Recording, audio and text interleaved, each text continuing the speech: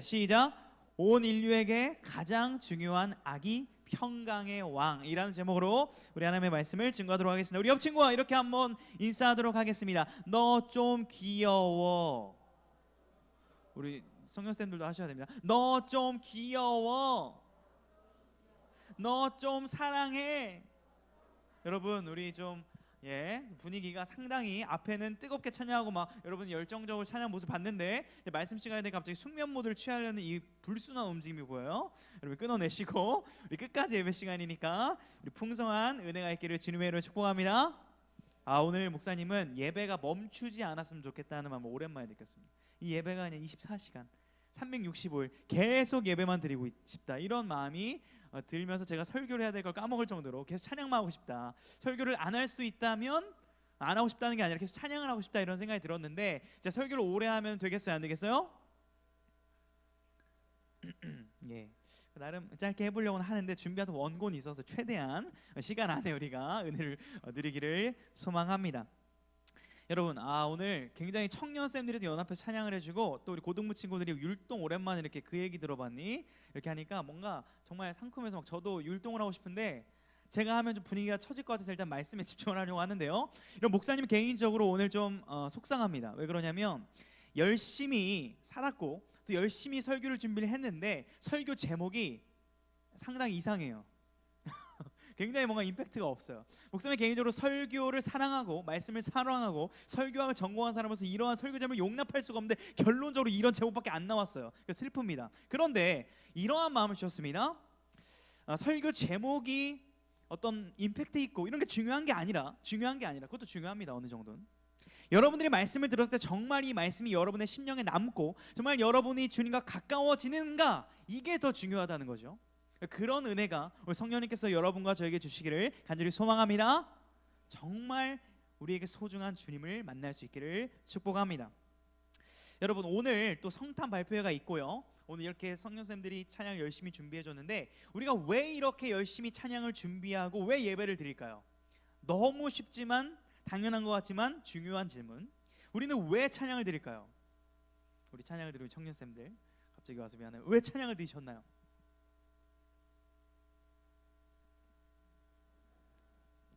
갑자기 대본에 없는 걸 여쭤봐서 좀 죄송합니다. 여러분 왜 찬양을 드리는지 아마 속으로 다들 나름대로의 생각이 있을 것입니다. 여러분 매년 성탄절이 되니까 우리가 교회를 다녔으니까 뭔가 연말 느낌이 나니까 분위기가 좋으니까 친구들과 같이 찬양 연습하는 것이 좋으니까 같이 이렇게 연합해서 공동체를 이뤄서 예배를 드리면 뭔가 추억에 남고 좋으니까 이런 것도 괜찮습니다. 이런 동기도 나쁜 것은 아니에요. 근데 여러분 친구들끼리 함께하는 게 좋고 해오던 것이니까 하는 이유라면 꼭 예배가 아니어도 할 수 있는 것들이 많습니다. 같이 코노를 간다든지 같이 롯데월드를 간다든지 같이 영화를 본다든지 얼마든지 우리가 재미있는 추억을 만들 수 있는 거리들은 많이 있습니다. 그렇다면 왜 굳이 우리가 모여서 예배를 드리는가, 그것에 대한 이유가 우리에게 굉장히 중요하다라는 것입니다. 한번 따라하겠습니다. 이유를 제가 알려드릴게요. 한 아기 때문에.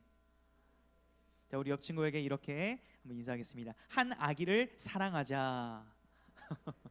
무슨 말이에요 목사님? 다 이유가 있습니다. 우리 한 아기 때문에 우리가 이 자리에 모인 것 아니겠습니까? 전 세계 사람들이 성탄절이 되면 메리 크리스마스를 서로 인사를 주고받으며 여러분 우리가 인사를 합니다. 우리 한 번 더 인사할까요? 메리 크리스마스. 자, 그럼 메리 크리스마스의 의미는 뭐예요? 우리가 항상 뭔가는 해요, doing은 합니다. 근데 잠깐 의미를 모르고 하는 게 너무 많아요. 그렇죠? 왜 우리가 메리 크리스마스라고 하는 거죠? 어떤 의미죠? 예수님의 탄생을 축하합니다. 기뻐합시다. 좋아요. 다 그런 의미가 있습니다. 조금 더 정확하게 말씀을 드리면 메리 즐거워하자, 기뻐하자, 크라이스트 예수님, 마스 예배, 예수님을 즐겁게 예배하자라는 거예요. 예수님께 즐겁게 경배드리자라는 인사말입니다. 그걸 우리가 전 세계 사람들이 하고 있는 거예요. 여러분 그런데요, 이런 의미가 있기 때문인지 어떤 영미권에서 몇 년 전부터는 이 인사말을 좀 바꾸자라는 얘기를 합니다. 예를 들면 해피 할리데이, 이 기독교 색채를 좀 빼자는 거예요. 메리 크리스마스 이거 인사 안 된다는 거예요. 이슬람이 기분 나빠한다는 겁니다. 여러분 성탄절 때 메리 크리스마스 인사 해도 돼요, 안 돼요? 예수님 탄생하신 날 예수님을 우리가 높이는데, 그렇죠? 이런 움직임들이 있다라는 거예요. 여러분 우리가 이것이 역설적으로 무엇을 보여주냐면 인정하고 하든 하지 않든지 간에 예수 그리스도께서 2000년 인류 역사의 가장 중요한 분기점이 되었고 가장 본질이라는 사실은 부인할 수가 없는 거예요. 전 세계에서 가장 오래된 스테디셀러이자 베스트셀러가 뭐죠? 책 중에 바이블입니다. 성경. 그 성경의 내용의 핵심을 추리라고 한다면 바로 한 아기를 가리키는 거예요. 예수를 가리키고 있다라는 말입니다. 오늘 그 본문을 우리가 함께 읽었는데요. 여러분 우리가 읽은 성경이 어떤 성경이라고 써있죠? 이사야. 제 소리 뒤에 잘 들리나요? 신이인지 다니엘로 바뀌어서. 자, 이사야서. 여러분 잘 안 읽는 성경인데 좀 분량도 많습니다. 66장이고 뭔가 어려워 보여서 잘 안 읽는데 쉽게 얘기를 합시다. 이사야는 사람이에요. 여러분 사람이세요? 전 사람일까요? 천사일까요? 혹시 하나님이 저를 천사인지 사람 모양으로 잠깐 해가지고 여러분들 선물로 주신 건 아닐까요? 저 사람일까요? 제가 혹시 천사라는 생각 안 해봤어요? 날개 안 보여요? 예, 다 티만 보였나 봐요. 저는 그렇다고 답해주길 바랬는데, 공감을 바랬는데, 아무튼 여러분 이사야는 하나님의 뜻을 선포했던 선지자인데 남유다가 멸망할 것을 예언했어요. 심판받을 걸 예언했어요. 그러나 회복과 구원이 있을 것을 동시에 예언했던 선지자입니다. 그래서 이사야서를 보면 예수님과 관련된 많은 메시지들이 나오는데 그 중에서도 핵심적인 구절을 꼽으라면 너무나 많지만 오늘 우리가 읽은 구절을 빼놓을 수가 없습니다. 굉장히 여러분 역사에서 가장 중요한 구절을 오늘 읽은 건데 감격이 별로 없었겠지만 굉장히 감격스러운 구절을 우리가 읽은 겁니다. 여러분 메시아에 대한 정말 이 분열되었고 죄와 슬픔과 이 통치와 여러분 이 나라의 상황을 봤을 때 당시 이스라엘도 소망이 보이지 않았던 그 땅 가운데 소망을 노래했던 예언했던 그 구절이 바로 이 메시아를 예언했던 구절인데 우리 이러한 배경 속에서 오늘 본문 6절을 다시 한번 읽어보도록 하겠습니다. 여러분 성경책으로 펴놓으시고 성경 어플을 펴놓으시고 안 나오니까 펴놓으세요. 이 구절 설명할 거니까 6절 한번 읽어보도록 하겠습니다. 시작. 이는 한 아기가 우리에게 낳고 한 아들을 우리에게 주신 바 되었는데 그의 어깨에는 정사를 메었고 그의 이름은 기묘자라 모사라 전능하신 하나님이라 영존하시는 아버지라 평강의 왕이라 할 것임이라. 아멘. 여러분 이 아기한테 붙는 스케일이 어마어마합니다. 우주적 스케일이에요. 제가 태어났을 때 저희 아버지 어머니 저를 보고 뭐라 했을까요? 와우, 세상에서 가장 귀엽고 사랑스러운 아기다 이렇게 얘기했겠잖아요. 그럼 저는 어떤 아기예요? 세상에서 가장 귀엽고 사랑스러운 아기죠. 그랬었어요. 아기 때 사진 귀여웠었습니다. 여러분 뭐 그런 거 말고요. 지금 공식적인 정체성을 부여해 버리는 거거든요. 이 아이에게. 여러분 우리가 이 의미를 이제 살펴볼 건데요. 자, 이걸 잘 이해하세요. 우리가 나란히 나열되어 있으니까 차례대로 의미를 살펴봐도 좋지만 이제 히브리 원문을 보게 되면 어디에 더 강조점이 있는지가 나와 있는데 이런 겁니다. 여러분 오늘 선물 받으셨죠? 선물. 자, 만약에 그 선물 포장지 이미 까본 분도 있겠지만 선물 포장지가 예쁘면 기분이 좋습니다. 근데 그 선물 포장지가 예쁜데 안에 만약에 바퀴벌레가 들었다면 선물은 의미가 없는 것이죠. 근데 만약에 선물 포장지가 약간 목사님이 아까 리본을 하나 끊었는데 미안하게 그래서 버렸는데 좀 포장지가 어설프라도 그 안에 금이 있으면 그건 어떤 거예요? 너무 소중한 선물이죠. 그 안에 있는 내용물이 조금 더 핵심입니다. 마찬가지로 오늘 본문에서 모든 구절들이 주옥과 같은 구절이지만 바깥에 있는 구절이 안쪽의 구절을 설명하기 위해서 존재하거든요. 그래서 우리가 바깥쪽 의미를 살펴보고 안의 내용을 살펴보도록 하겠습니다. 자, 성경 보세요. 자, 기묘자와 모사래요. 이 아기는 기묘자와 모사를 영어로 해보면 이런 겁니다. Wonderful Counselor. 뭐예요? 놀라운 조언자, 상담가 뭐 이런 의미가 되겠습니다. 특별한 조언을 해주는 사람인데 특별히 이것이 이제 확대가 됩니다. 구약 성경에서는 모든 사람들의 삶에 조언을 해주고 이끌어줄 수 있는 지혜자, 리더를 말해요. 리더는 지혜로워야 되죠. 그것을 의미합니다. 자, 그리고 바깥쪽 평강의 왕이 이제 끝에 있는데 이제 바깥에 이렇게 돼 있는 거 안쪽에 이렇게 있는 거예요. 내용이. 자, 평강의 왕이 끝에 있는데 그것은 진정한 이 땅의 행복과 안녕과 복지와 번영을 가져오는 통치자를 말합니다. 이것도 리더십을 말해요. 리더십. 자, 여기까지는 인간들 중에서도 있어요. 뛰어난 통치자, 뛰어난 리더십, 뛰어난 상담가, 여러분들에게 조언을 해준 선생님, 멘토 많이 있습니다. 이 세상에도. 자, 그런데 이 내용이 이제 가운데로 몰리게 되고 그 두 가지의 소개를 보게 되면 뭔가 악이랑은 매치가 안 되는 소개가 등장을 합니다. 자, 내부의 핵심을 보게 되면 어떤 표현이 나오죠? 따라하겠습니다. 전능하신 하나님. 여러분 아기한테 전능하신 하나님이시다. 여러분 이게 이해가 되세요?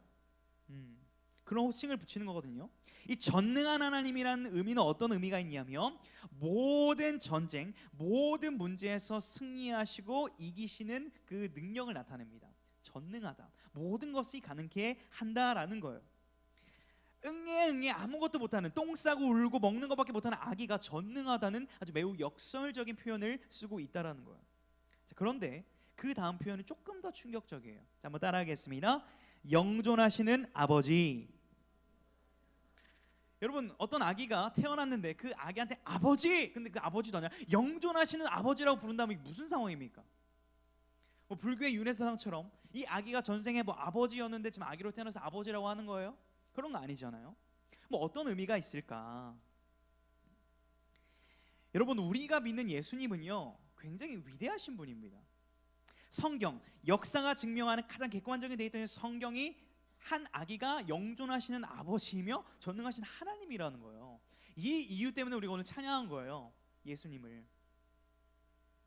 여러분 하나님의 권능과 위엄을 가지신 예수님은 그것을 포기하시고 내려놓으시고 자신이 만드신 인간의 형상을 친히 입으셔서 이 땅에 오셨다라는 거예요. 이러한 스토리는요 세상 어디에도 없습니다. 여기에만 있어요. 성경에만 있습니다. 여러분 당시 예수님이 태어나신 그 고대 로마는요 힘이 능력입니다. 그래서 로마 신화를 보게 되면 모든 신들은 어때야 돼요? 능력이 있어야 돼요.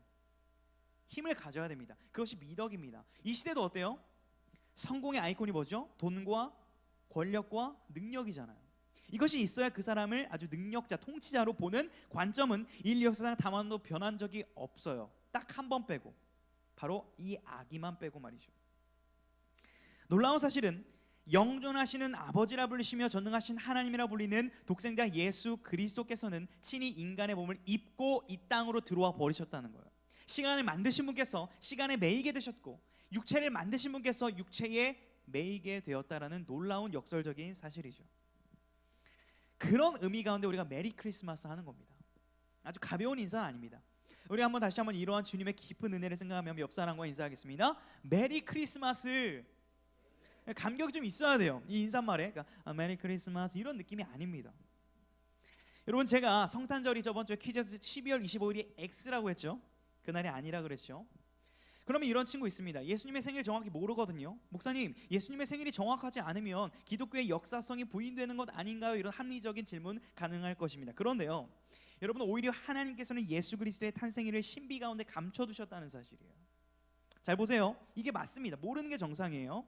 예수님이 태어날 때 요셉과 마리아를 통하여 베들레헴이라는 작은 도시에서 그것도 방도 아니고 동물 밥통에서 예수님이 태어나거든요.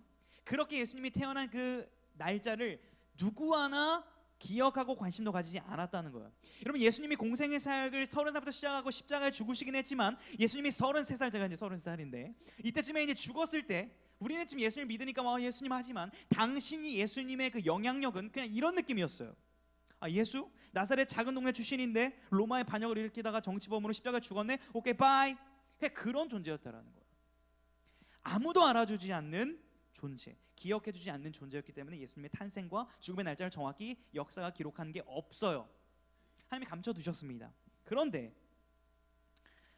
로마가 결국 복음으로 인해서 정복되어지고 예수 그리스도 앞에 경배하게 되자 그들이 우상 숭배하고 있던 모든 우상의 제사의 날들을 다 철폐해버리고 그 날에 대신에 그리스도를 높이고 그리스도를 기념하는 날로 대신 지키게 된 유래가 있는 거예요. 지금의 성탄절이 그렇게 지켜지고 있을 뿐이지 이 날이 예수님이 탄생하신 날은 아니죠. 그렇다면 여러분 예수님이 탄생하신 날 때마다 기뻐하고 찬양해야 될까요? 아니면 365일 내내 예수님을 찬양하고 기뻐해야 될까요? 아는데 대답 안 하는 거 알고 있습니다. 뒤죠. 365일 이렇게 매주 찬양을 이렇게 준비해달라고 하면 청년선들 할 수가 없죠. 너무 바쁘기 때문에. 그래요. 특별하게 한 번씩 하는 건 의미가 있습니다. 그러나 본질은 우리가 예수님의 탄생과 죽으심과 부활은 매일 매순간 묵상하며 찬양해야 될 이유라는 것입니다. 여러분 그렇다면 예수님은 왜 이 땅에 오셨을까요? 왜 죽으셨을까요? 매우 간단합니다. 하지만 매우 복잡합니다. 따라하겠습니다. 사랑 때문에. 저는 아직 아이는 없습니다. 예, 아이는 없는데 이제 결혼을 얼마 전에 했습니다. 사랑에 대해서 조금씩 배워가고 있는데 이번 주에 제가 고등부 친구들을 좀 만났는데 특별히 남자 친구 3명과 만난 이렇게 신방이 있어요. 우리 또 웃고 있는 친구들이 있는데 근데 제가 알 수 없는 언어들을 쓰더라고요. 이 남자 친구들이 서로 별명을 막 이상하게 부릅니다. 욕 같아 내가 봤을 때. 근데 제가 그걸 지적하지 않았어요. 그냥 그 자리에 있으면서 눈치 봤습니다. 무슨 말이지? 하고 대화하는 게 도무지 저랑 안 통해요. 이제 제가 아재가 되었구나 깨달았습니다. 그런데 제가 이제 청소년들을 원래 사랑하고 좋아하는 사역자였는데 어느덧 말이 안 통하는 이 현실을 마주하니까 슬펐습니다. 그 자리가.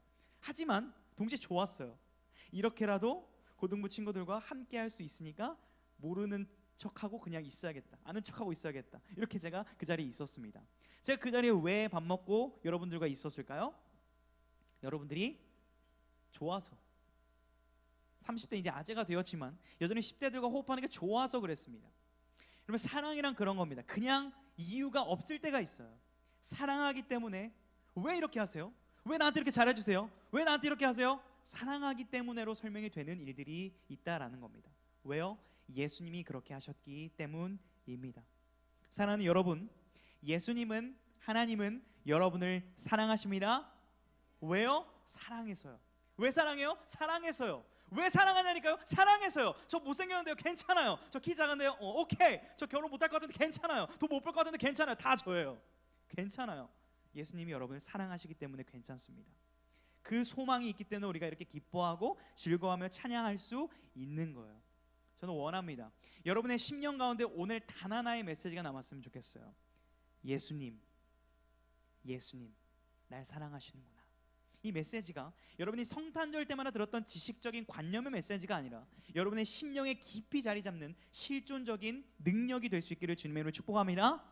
정말 원합니다. 특별히 고3 친구들 많이 와줘서 감사한데 앞으로 이제 성인이 되어서도 교회를 졸업하지 마시고 예수님과 늘 평생 동행하기를 축복합니다. 이제 고3 수험생이 되는 고2 친구들, 여러분들이 시간을 내기 어려운 그 상황 가운데서도 주님을 바라보며 주님과 함께 동행하시길 축복합니다. 이제 맏 형 누나가 되는 고1 친구들, 신입생들이 들어왔을 때 고등부는 이렇게 예배하는 거구나, 정말 예수님이 사랑하는 건 이런 거구나를 보여주는 좋은 모델이 될 수 있기를 주님의 이름으로 축복합니다. 그렇게 되기를 원합니다. 제가 이제 설교 결론 부분 준비한 원고를 내용을 읽고 찬양 짧게 하나 소개하고 이제 설교를 마치려고 하는데요. 이 찬양이에요. 여러분 찬송가 112장 그 맑고 환한 밤중에라는 찬양에 이런 가사가 있습니다. 한번 들어보세요. 평강의 왕이 오시니 다 평안하여라. 그 소란하던 세상이 다 고요하도다. 다시 한번요. 평강의 왕이 오시니 다 평안하여라. 그 소란하던 세상이 다 고요하도다. 한 아기로 태어나셨지만 영원부터 영원까지 존재하셨고 전능하시며 여러분과 영원토록 함께 하시는 그 예수 그리스도의 평안이 여러분의 삶에 충만히 있기를 주님의 이름으로 축복합니다. 평강의 왕이 오시니 다 평안하여라. 그 소란하던 세상이 다 고요하도다.